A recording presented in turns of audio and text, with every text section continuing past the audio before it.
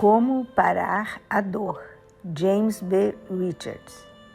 Dor é inevitável, sofrimento é opcional.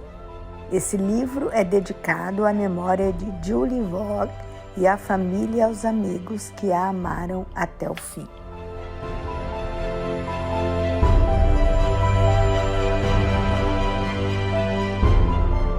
Capítulo 20. Conhecendo o meu interior. Não preciso carregar sua dor, já tenho bastante da minha. Parece que nós constantemente invadimos um território emocional que não é nosso, apesar das boas intenções. Envolvemo-nos mais com os assuntos dos outros do que com os nossos próprios. Invadir os assuntos alheios é obviamente errado. Muitas pessoas convidam-nos para entrar nessas áreas, mas raramente paramos nos limites bíblicos do ministério. Atravessamos os limites quando levamos o peso emocional de seus problemas. Embora nossos conceitos de ministério ou de ajuda aos outros sejam a norma aceita, frequentemente são contrários aos princípios bíblicos. Atravessamos as linhas sem muita preocupação com a violação emocional ou das Escrituras. Criamos conflitos e invadimos a privacidade. Então nos perguntamos por que temos tanta dor e caos. A Bíblia diz, portanto, não vos inquieteis com o dia de amanhã, pois o amanhã trará os seus cuidados. Basta ao dia o seu próprio mal. Mateus 6,34. Esse princípio se aplica do outro lado da fronteira. Não preciso carregar sua dor, já tenho bastante da minha. Como chegamos a esse ponto? Às vezes, nós assumimos os problemas dos outros de modo inconsciente, como forma de escapar dos nossos próprios. Pesquisas indicam que nossa mente precisa, para fins de sobrevivência, criar distrações para os problemas que temos medo de encarar. Obviamente, essa negativa não reduz nossa dor, apenas evita que encaremos o que acreditamos ser doloroso demais. Para uns, a alternativa aceitável é sobrecarga de trabalho. Para outros, a enfermidade.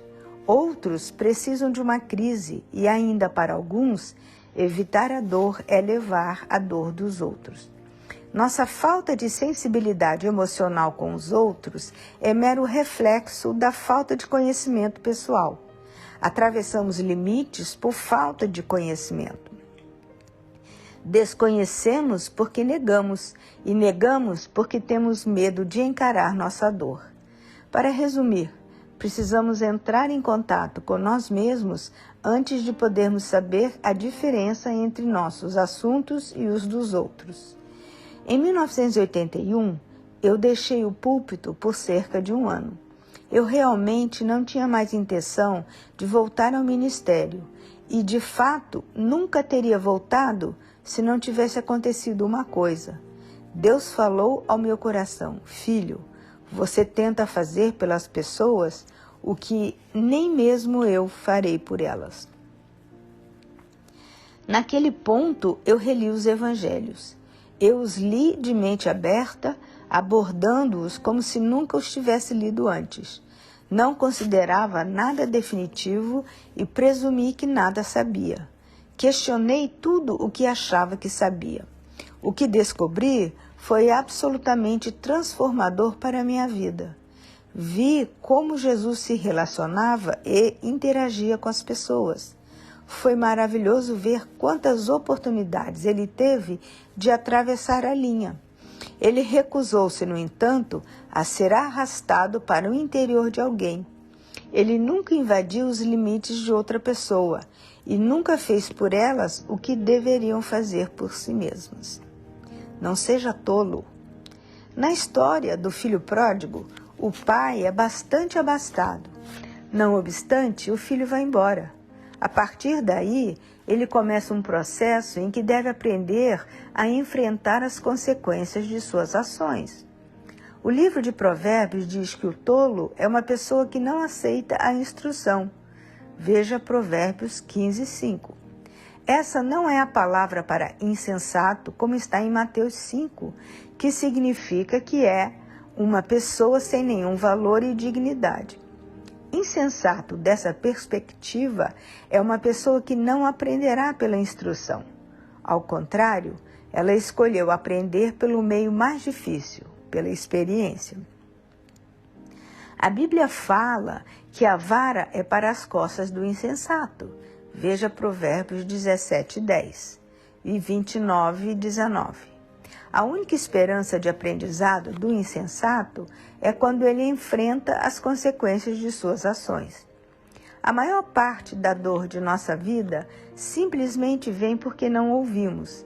Crianças que não ouvem seus pais geralmente experimentam muita dor.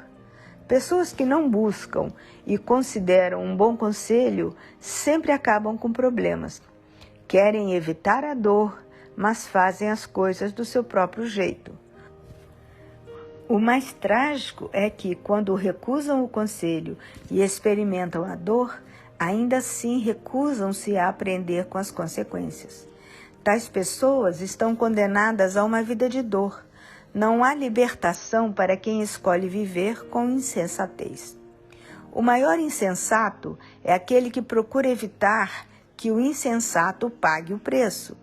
Muitas vezes, quando meus filhos e outros estavam indo numa direção errada, eu oferecia ajuda e conselhos, mas eles continuavam.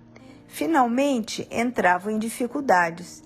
Nesse momento, sentimentos humanitários faziam-me sentir que eu era obrigado a resgatá-los. No entanto, fazer isso violava tudo o que as Escrituras me ensinaram sobre sabedoria e relacionamentos, apesar de muitas vezes eu ter interferido para que eles não sofressem as consequências de seus atos e escolhas. Então me perguntava por que eles nunca cresciam naquela área. Deixe as consequências ensinarem. O problema era com eles? Não, era comigo. Quando atravessei seus limites pessoais, tornei meu o problema deles.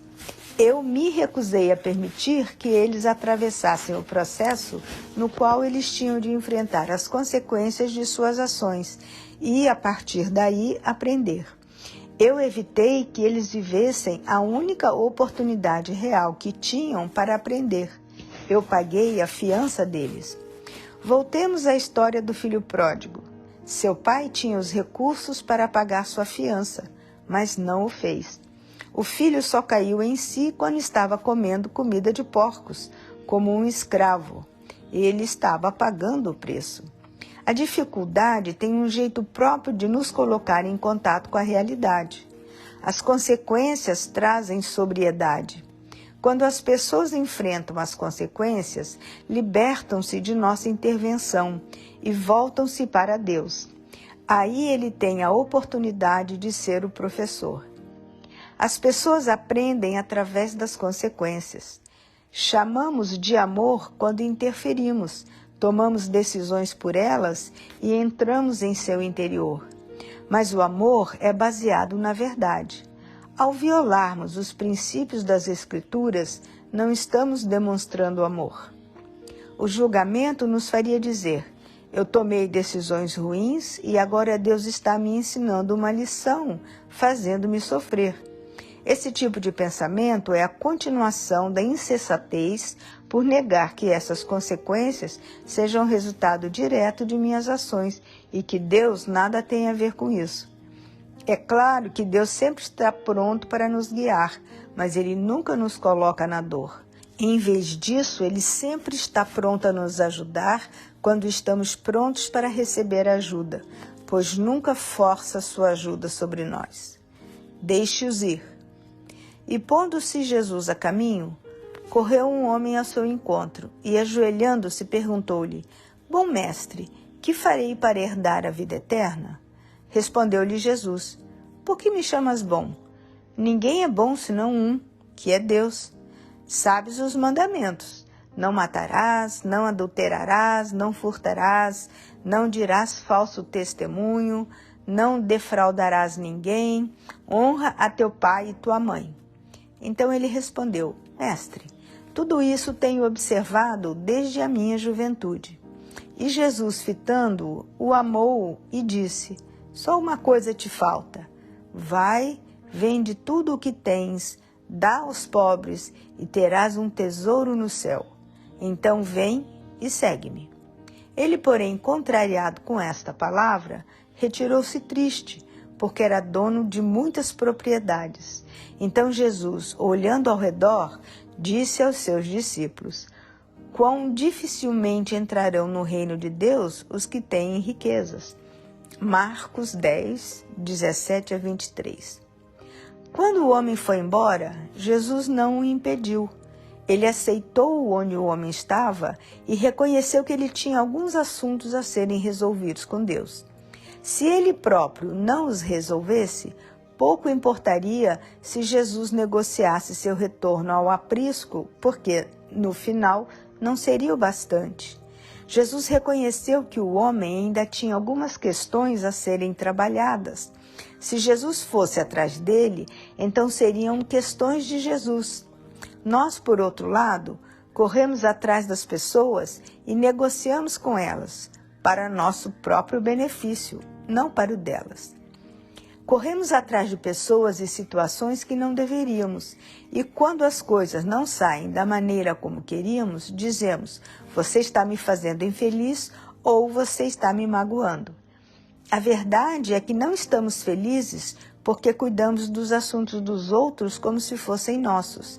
Experimentamos a dor da insensatez porque atravessamos a fronteira que não deveríamos atravessar.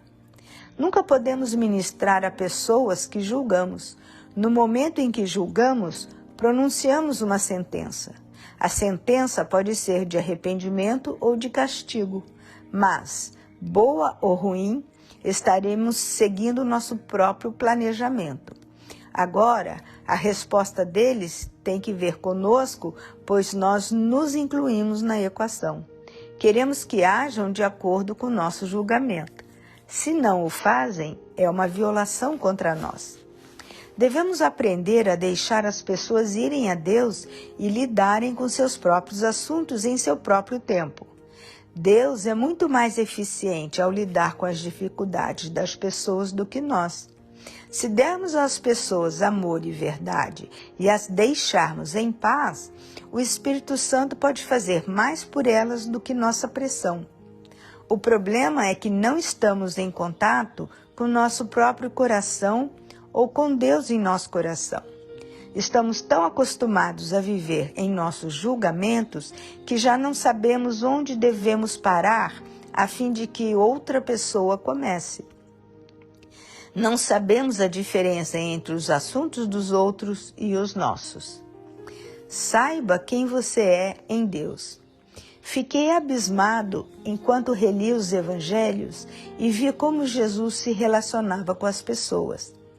Quando Jesus e sua mãe estavam em um casamento, ela comentou com ele que estavam sem vinho.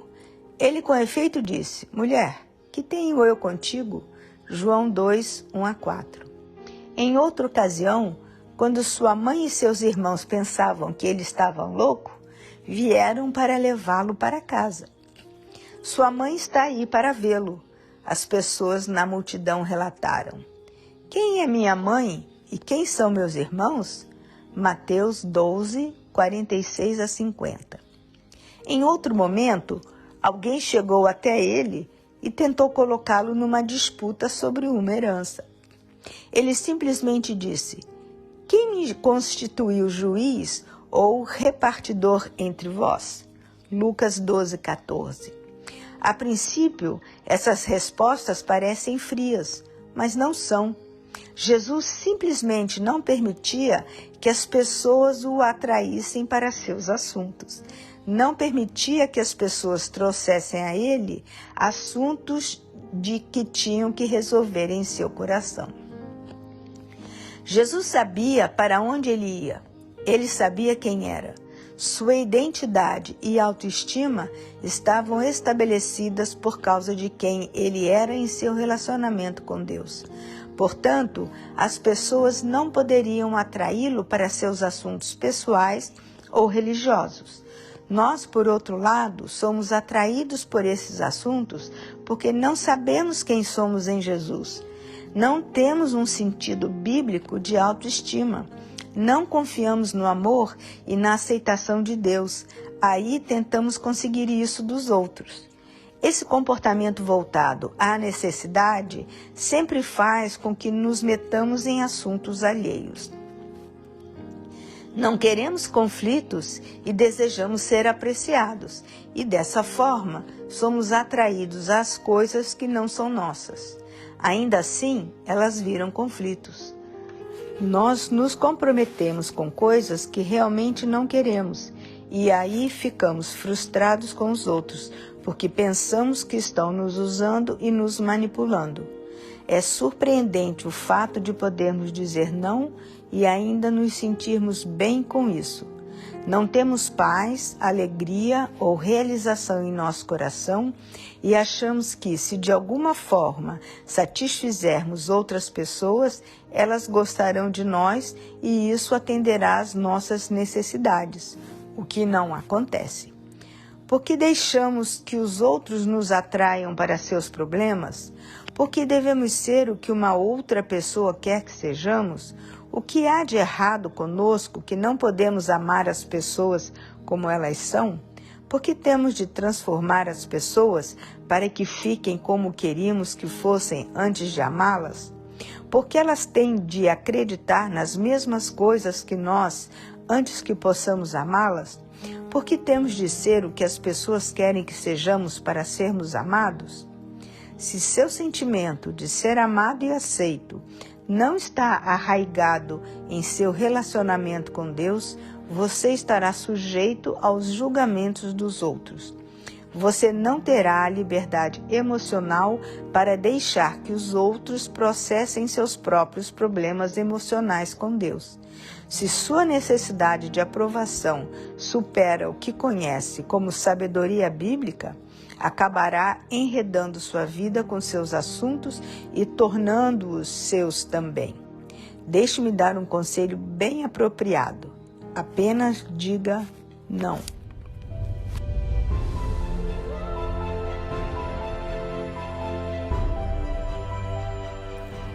Capítulo 21.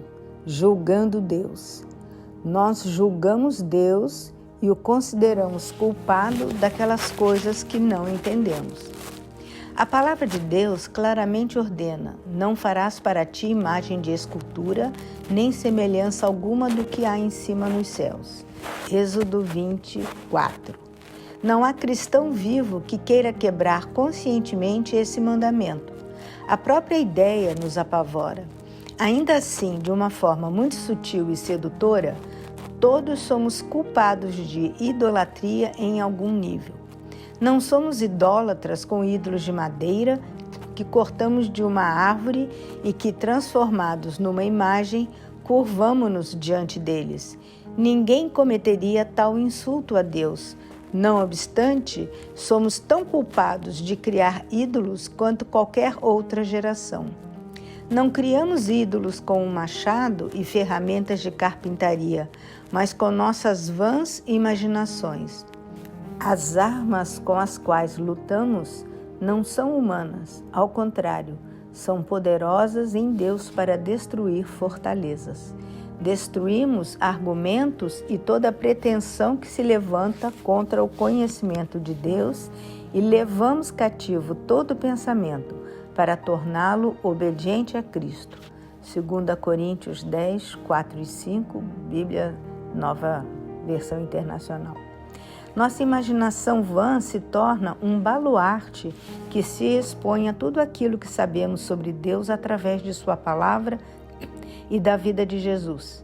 Para ser franco, criamos conceitos idólatras de Deus quando fazemos julgamento dele. Julgamos Deus porque não acreditamos no que ele diz. Os filhos de Israel julgaram Deus e o consideraram culpado. Assim, pois, como diz o Espírito Santo, hoje, se ouvirdes a sua voz, não endureçais o vosso coração, como foi na provocação, no dia da tentação no deserto, onde vossos pais me tentaram, pondo-me à prova. e viram as minhas obras por 40 anos. Hebreus 3, 7 a 9. Enquanto estavam no deserto, os filhos de Israel colocaram Deus em um tribunal e o consideraram culpado por mentir. Julgaram que Deus era incapaz de levá-los à terra de Canaã como havia prometido. Por 40 anos testaram Deus e não o consideraram capaz ou desejoso de fazer o que havia dito. A verdade é que eles sabiam que Deus era capaz. Já tinham visto todas as suas obras quando saíram do Egito, como a derrota do faraó e suas tropas e o milagre do Mar Vermelho que se abriu. Experimentaram fenômenos milagrosos com Deus, de forma que não deveriam ter problemas em crer em suas promessas. O fato que importa é que eles não criam em si mesmos. Como nós, eles não tinham problemas em crer no grande poder de Deus. Os israelitas acreditavam no Deus Todo-Poderoso e criam em cada uma de suas promessas até que elas tivessem de ser realizadas através deles. Eu dei a terra a vocês. Vão até lá, expulsem os habitantes. Parecia uma mensagem contraditória. Ainda assim, isso era exatamente o que Deus estava dizendo a eles. Disse Josué aos filhos de Israel: até quando sereis remissos em passardes para possuir a terra que o Senhor Deus de vossos pais vos deu? Josué 18:3. Eles acreditavam no poder divino até o momento em que precisaram confiar nele para que, através deles mesmos, Deus operasse. Veja, nós tentamos recriar Deus à nossa própria imagem e, em vez de abrir nossa mente e coração para vermos as coisas como Deus as mostra para nós, queremos vê-las como nós as mostramos para Ele. A palavra argumentos em 2 Coríntios 10 vem do grego logos. Logos está relacionado à lógica, raciocínio ou computação. Veja a concordância de Strong. A versão Almeida traduz como raciocínios. Uma imaginação vã é o resultado de raciocinar, calcular e alcançar um conceito sobre Deus que não é baseado na verdade ou na realidade. É apenas um argumento com realidade. Julgamos Deus para justificar nossos argumentos. Nós criamos essa imagem idólatra de Deus de muitas formas. O primeiro e mais óbvio método é sendo egocêntricos, quando interpretamos o mundo e tudo o que está baseado nele em nossa própria percepção. Deus criou o homem à sua imagem e semelhança, mas como deuses de nosso próprio mundo, nós o recriamos para que ele se encaixe em nossa percepção de mundo. Criamos o conceito de um Deus que justifica nossas experiências de vida. Quando começamos a perguntar por quê em relação a Deus, passamos a julgá-lo. Deus já nos disse tudo o que precisávamos saber sobre ele em sua palavra. Ele enviou Jesus, que serviu de modelo para tudo o que ele é. Deveríamos ser capazes de olhar para a vida de Jesus e entender Deus, mas não o fazemos. Olhamos nossas experiências e perguntamos: por que isso acontece comigo? Ou vemos as tragédias do mundo e perguntamos: por que Deus deixa isso acontecer? Ao respondermos a essas perguntas, nós nos tornamos como um construtor de ídolos. Cada ideia, cada conceito falso modela e dá forma à imagem do Deus em que passaremos a crer. Assim, criamos um Deus que justifica a nossa percepção de mundo. Como os filhos de Israel, colocamos Deus em julgamento e o consideramos culpado de negligência com relação à humanidade. Ele está condenado por permitir a justiça no mundo. Ele é culpado por não salvar cada criança magoada ou vítima de abuso. Ele é culpado por permitir corações feridos. Depois de Jó ter passado quase 40 capítulos responsabilizando Deus por seus problemas, Deus pergunta a ele uma coisa: me condenarás para te justificares? Jó 48. A resposta de Jó e de toda a raça humana é surpreendente. Sim, nós alegremente o acusaríamos, Deus, para nos justificarmos. Confirmamos isso até mesmo no funeral de um cristão, quando alguém cita que o Senhor deu, o Senhor tirou. Bendito seja o nome do Senhor. Jó 1:21. De alguma forma, não compreendemos que esse verso é parte das divagações de Jó e que ele se considerava inocente e sem responsabilidade em todos os seus problemas. É claro que Jó era um homem justo e, portanto, ainda tinha responsabilidades. Deus é bom. Nós julgamos até em nossos testemunhos. Lembro-me de ouvir um de meus pregadores favoritos enquanto dirigia para a universidade pela manhã. Ele contava uma história de como havia sido curado e como conseguiu que Deus fizesse isso. Fiquei intrigado com seu testemunho. Era tão poderoso. Enquanto estava assentado no carro, ouvindo sua história, o Senhor falou em meu coração: não foi para isso que eu o curei. Como em muitos testemunhos, o porquê era subjetivo, raciocínio de pressuposições que glorificava a fé do homem em vez da bondade de Deus. É uma coisa curiosa que em todos os nossos testemunhos sobre a bondade de Deus, no final, o motivo pelo qual Deus fez uma obra milagrosa é por causa de algo que nós fizemos. Nós elevamos obras e legalismos, fazemos ouvintes ávidos sentirem que ainda não fizeram algo tão grande quanto nós fizemos. Criamos uma imagem de Deus que é totalmente incoerente com tudo o que Jesus deixou de modelo para nós. Levamos as pessoas a se ajoelharem diante de desempenho e obras mortas. Deus faz o que faz por causa da obra consumada de Jesus. Ele é um Pai amoroso que providenciou um meio para que nos livrássemos da dor e mágoa. Qualquer coisa que tente responder por que é um julgamento enganoso que cria uma imagem falsa de Deus.